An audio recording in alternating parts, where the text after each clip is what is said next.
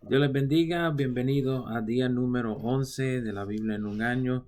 Hoy nos corresponde leer los capítulos 7, 8 y 9 del Evangelio según Marcos. En Marcos capítulo 7 inicia con el tema sobre lo que contamina al hombre. Leemos acerca de los discípulos comiendo pan sin lavarse las manos. Este segmento es parecido a lo que leímos en Mateo capítulo 15 versos 1 al 20, pero notarán que Marcos nos ofrece un poco más de detalles sobre la práctica de la tradición de los judíos en cuanto a el lavamiento de manos, vasos de beber, jarros, utensilios de metal y hasta los lechos.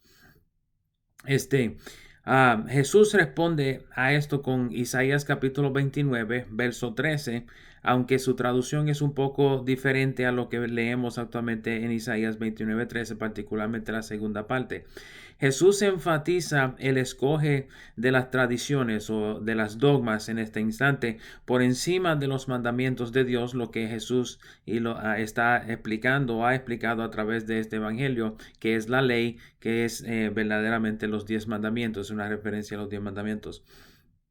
Esto es un punto central de los 4 evangelios actualmente, la distinción que Jesús hace entre lo que es la ley verdadera, que son los 10 mandamientos, y lo que es la separación de la dogma, que era la ley de Moisés, cual literalmente era la aplicación de la ley para un tiempo específico.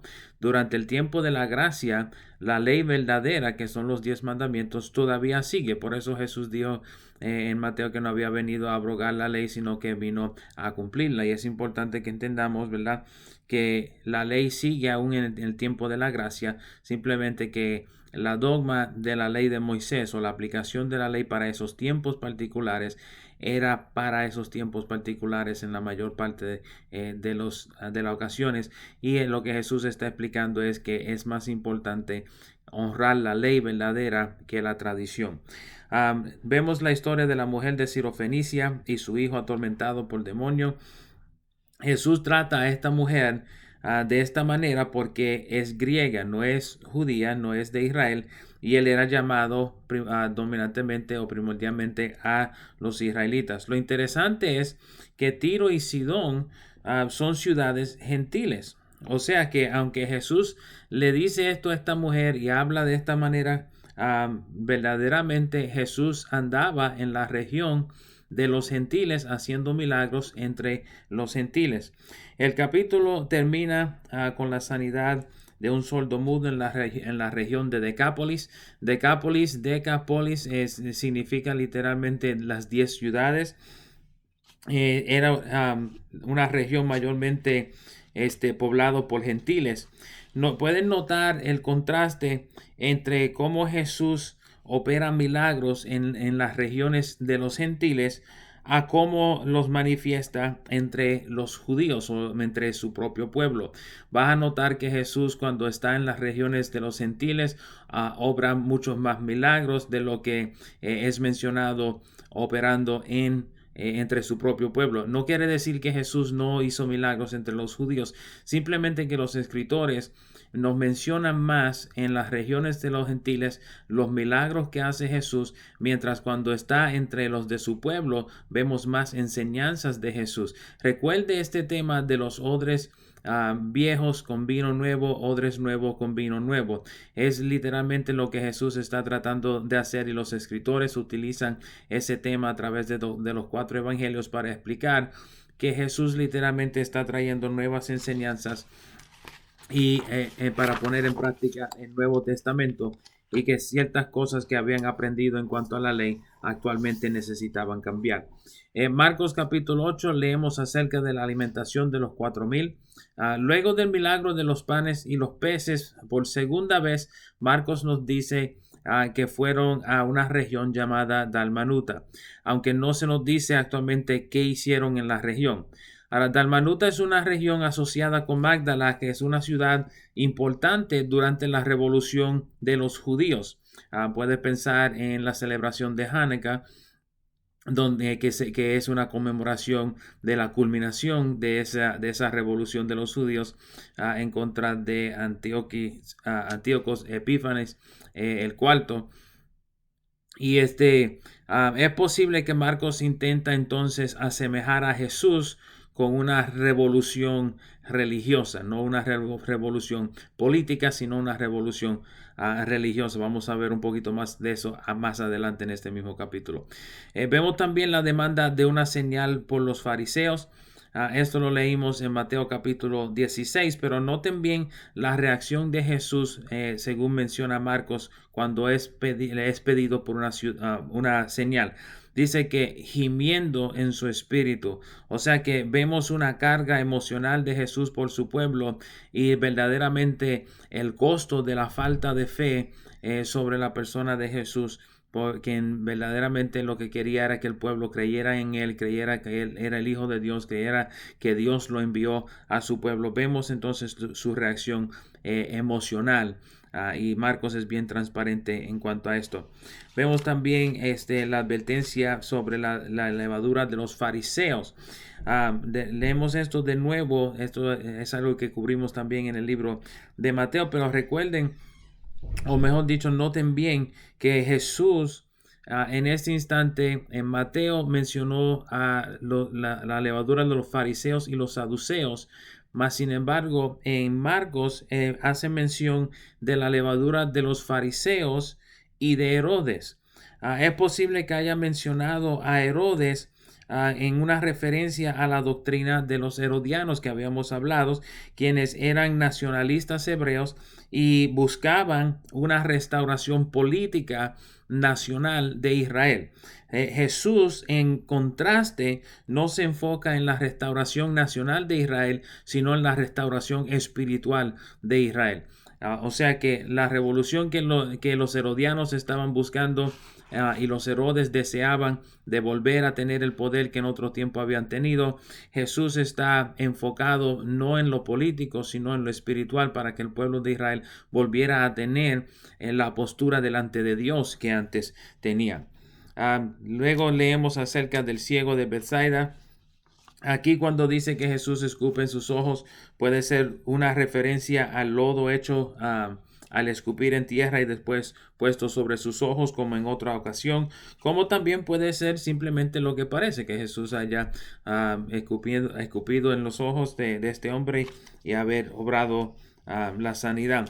La sanidad de este hombre acontece en dos fases.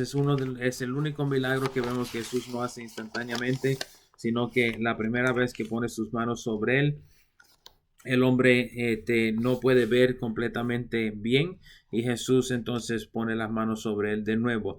Esto puede ser una señal de que Jesús estuvo ayudando al pueblo a entender que el hombre era verdaderamente ciego.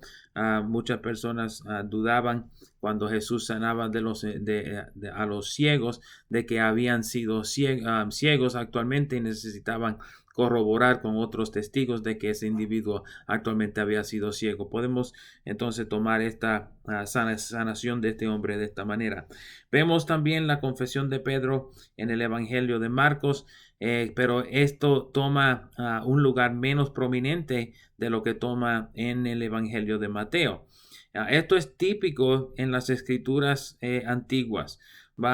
Recuerden bien que Marcos es más bien los recuerdos del apóstol Pedro. O sea que lo que Marcos está escribiendo fue relatado actualmente por el apóstol Pedro a él.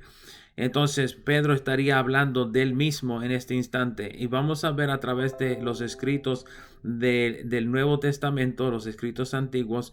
Es típico que cuando se está mencionando el escritor mismo, se está mencionando él mismo, disminuye su importancia.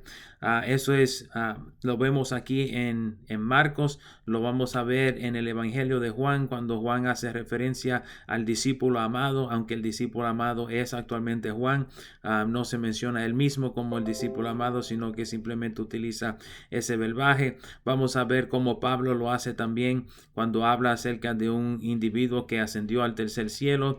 Vamos a ver que Pedro vuelve y hace esto mismo también en sus epístolas. Es bien típico que disminuyen la importancia de su propia persona en la historia que están contando porque quieren enfatizar el punto de su historia, no su propia grandeza. Entonces, más enfoque se le da en esta historia al anuncio de la muerte de Jesús luego de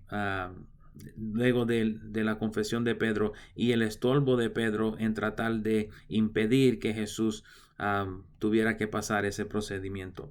En Marcos capítulo 9, verso 1, está estratégicamente posicionado antes de la historia de la transfiguración de Jesús, dando a entender que el verso 1 es una referencia al tiempo de la transfiguración y los discípulos que estuvieron con él en el monte, y no es una proclamación de que la venida de Jesús o la manifestación de gloria de Jesús sería antes de que las personas presentes murieran.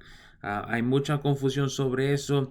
Los tesalonicenses, cuando llegamos a esa epístola, vamos a ver que tuvieron también mucha dificultad entendiendo esto. Pero lo que Jesús dice de lo que hay personas que están aquí que no verán la muerte antes de ver a Cristo glorificado, está haciendo referencia a la historia de la transfiguración que viene inmediatamente después. Vemos entonces la historia de la transfiguración y la sanación del joven endemoniado cuando Jesús desciende del monte con sus discípulos. Noten bien la respuesta de Jesús en el verso 19. Esa respuesta no es al papá del muchacho, es a sus discípulos, donde le dice: oh generación incrédula. Cuando está hablando acerca de la generación incrédula, está tratando acerca de la condición de sus propios discípulos, los más cercanos a él. Jesús luego, hablando con sus discípulos en privado, les explica la importancia de una vida de oración y ayuno en fomentar la fe necesaria para obrar los milagros, como echar fuera los demonios, como había hecho en este joven. De nuevo menciona su muerte y su resurrección, pero sus discípulos no entienden, y dice Marcos que tienen miedo de preguntarle. También vemos que Jesús habla acerca de ellos, de una conversación que ellos tuvieron en el camino. Les pregunta de qué hablaban, y entonces tuvieron que confesar que estaban preguntándose quién sería el mayor entre ellos. Aquí vemos la enseñanza de Jesús de nuevo sobre quién es el mayor. El mayor es el siervo de todos, y vamos a ver que Jesús está actualmente hablando esto en contraste a la mención de su muerte y su resurrección, diciendo que el que desea ser grande entre ellos será el siervo de todos. Obviamente Jesús fue el siervo de todos, el siervo aún de nosotros, dando su vida en la cruz del Calvario. Los discípulos también habían visto a un hombre echando fuera demonios, y dice que le pusieron un alto y se lo prohibieron. Jesús les dice: no es necesario prohibirlo, porque el que no está en contra de nosotros, con nosotros es.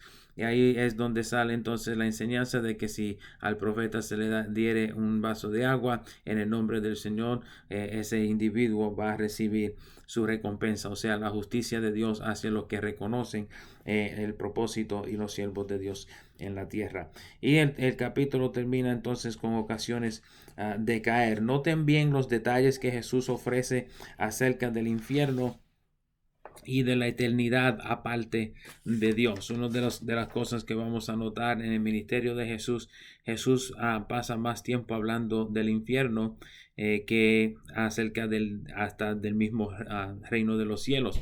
El hecho es que Jesús quería que el pueblo entendiera, porque tenían por delante bastante bien que había una recompensa para los que seguían a Jesús, pero Jesús quiere aclarar que no tan solamente hay una recompensa para quienes le seguían, sino que hay también una recompensa, aunque maligna, para aquellos quienes no le siguen y quienes no tienen fe en él. Así vamos a ver entonces a través del reto de los evangelios que Jesús sigue estos mismos temas, hablando de la misma manera.